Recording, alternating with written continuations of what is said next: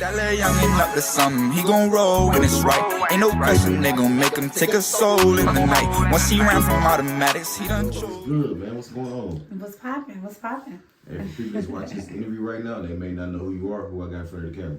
Man, what's up, y'all? This Big Sarah from Monroe, Louisiana. Big Sarah, not the little one. Huh? Not the little one. Yeah. Hold up, can we curse on you? Yeah, do Okay. Big Sarah, not the motherfucking little one. Yeah. Y'all knew that though. For sure. I kind of want to start from the jump with you on this interview. You know what I'm saying? So people can understand where you come from more. So you're from Monroe, Louisiana. What was it like for you growing up out there? I mean, it was good. You know, I was a spoiled brat, so it was a little easy. But then again, I had to work for a lot too. You know what I'm saying? It was cool. It was cool. So go ahead. I still have a house though. You know what I'm saying? Ain't nothing like home. Yeah, for sure. So like as a child, like what's some of the things you were doing on a day-to-day basis out there? Really not too much. But as far as like, you know, in the school system, probably like dancing and, you know, not too much. But my mom didn't let us just like go everywhere. You know, she kept us isolated from the world. Right. You know. So like dance, you mean like cheer and like like the dance team. Okay. Yeah. For sure. The dance team. How long did you do that? I did it in middle school, but I actually didn't do it. Did I do it in high school? I didn't do it in high school. I wanted to be grown in high school. I ain't want to practice. For sure. I didn't want to go to practice. Yeah. Now, Monroe, Louisiana, it's like, obviously it's a rough neighborhood, you know. Well, I'm not going to say obviously it's a rough neighborhood, but it is a kind of a violent city from what I hear. Well, now, but back then it wasn't like that. It's just different. It just depends on how you move and, you know, and who you associate yourself with. A lot of people say gun row, but I don't really see that because I'm not in the streets. You know what I'm saying? So I don't really see a lot, but I hear a lot. Yeah. But you know, once you just like stay, you know, away from the wrong crowds, you really don't see too much. You just see it on the news or you just hear about it. Right. So how was you able to like operate and stay out the way, but still know what's going on? I mean, just like business. You know, I just ran my businesses when I was there, and like if it wasn't work, it wasn't streets. It was just like straight home. Okay. So you know. Smooth for sure. Business, never pleasure, never friends, never hanging out, never none of that. Once the business closed, you need to be at home. Yeah. You need to be out the streets, out the way. Yeah. Gotta make sense, you know. For sure. Like, because as of right now, like being an artist, a rapper is one of the most dangerous jobs now. Like, what's some advice you have for like other artists that may be involved in certain stuff and don't know how to move and they going out of town and stuff like that? I mean, just like, you know, make sure you have your security. Make sure you know, ask them about the events and like know where you going and just know how you moving and who you dealing with, you know, and I think everything will be cool. Sure. And just like, you know, if you just get in there, get the job done and just get out, you know, because, you know, once I do a show, you know, I do a show and I go. Ain't no hanging out, none of that after, you know.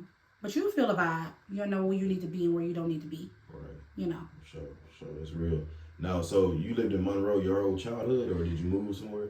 Yes, I actually lived my whole I lived there my whole childhood. There's a lot of people ask me that, you know, because, you know, I'm not a Monroe rat. You know what I mean? Oh, wait, you're not a what? I'm not a Monroe rat. I mean, like, you got to pay me to come out in my city. You know what I'm saying? I mean, I work, you know, I don't party, you know, I don't hang out, you know, do none of that. You know what I'm saying?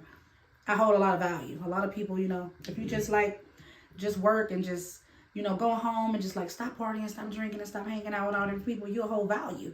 And then that's why a lot of people don't know that I'm from there. Yeah. Well, the ones that know, you know, knows, that growed up with me, they know. But a lot of people like the new age, like probably like the 2000 babies or, you know, something like that, they probably don't know me. Right. You know, because at first, like before I started, you know, actually doing music, I was actually like, you know, stay-at-home mom, and I was actually going to school and just, you know, running my businesses from home. Okay, sure. But actually, I started engaging once I opened my storefront, you know, in the city, and they like, who is this girl? Yeah.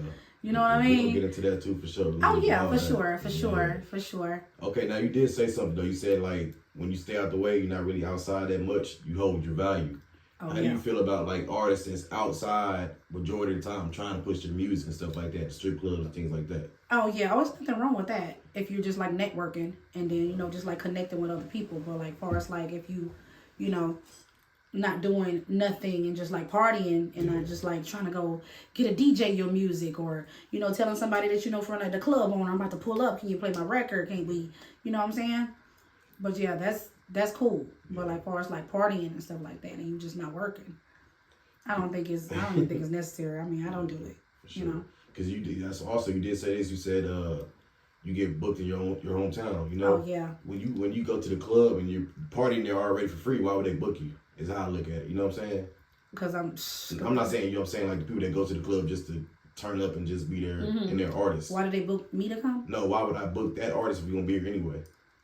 You know what I'm saying? That makes sense. Say that again. Like, all right, let's say, so like you just said, an artist is already that's outside all the time. They just go to the club to turn up. Right. Why would I book you if I know you're gonna be here this Saturday anyway? Right. You know what I'm saying? You know what I'm saying? That's why. That's because that person don't hold any value. Right. You know what I'm saying? They already know. When Big Sarah come out, she gonna have a good time. Yeah. And she gonna rock out. If she don't do it more often. You know what I'm saying? So let's book her because I know she's not gonna be at this event, or I know people want to see her. Yeah. You know what I'm saying? I know she's a good influence, in the community. Yeah. So I know it's going to sell out when she pull up because she's not even out all the time. That's major. Yeah, and I know they want to see her. Yeah. They know they want to see me. So that's a difference. That's major. That's major. It's also kind of different because you actually get love from your hometown. Oh, yeah. Most artists coming up really don't get that much love from their hometown. They have to go venture out first and then come back. How did that happen for you though? To where you got love? They didn't have a choice, because I'm a big boss. Yeah. I mean, if you don't like Sarah, you automatically a hater. Yeah. You know what I'm saying? Because I'm a big impact on my city, and a lot of youth look up to me, and I'm involved in a lot of stuff, and I give back a lot, and a lot of people know that. So you have no choice but to love me. Like, we have some haters too, but the good always outweigh the bad. So don't let nobody else know that you don't like Big Sarah, or hating on Big Sarah, because they gonna know you a hater. Yeah. They gotta keep it. It's always a secret. You know what I'm saying? They're not gonna make it known or loud. So that's real. That's real for sure. Yeah. So moving on, like you in school, you doing your thing, you're a single mom or at home mom doing your work, your business, stuff like that. When did you start taking it to the music?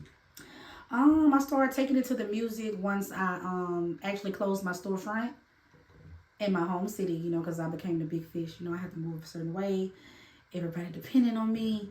I was just like I had the world on my shoulder. It was just like a whole lot. And I just wanted to change the scenery, and just like put my storefront in another city. So I was like, what I'm saying? I got this music, what I'm going to do with it. Let me go to the studio and see how it sound. Let me do this. Let me pull up. So I just pulled up one day and I took one of my songs. I always wrote. No one ever knew that.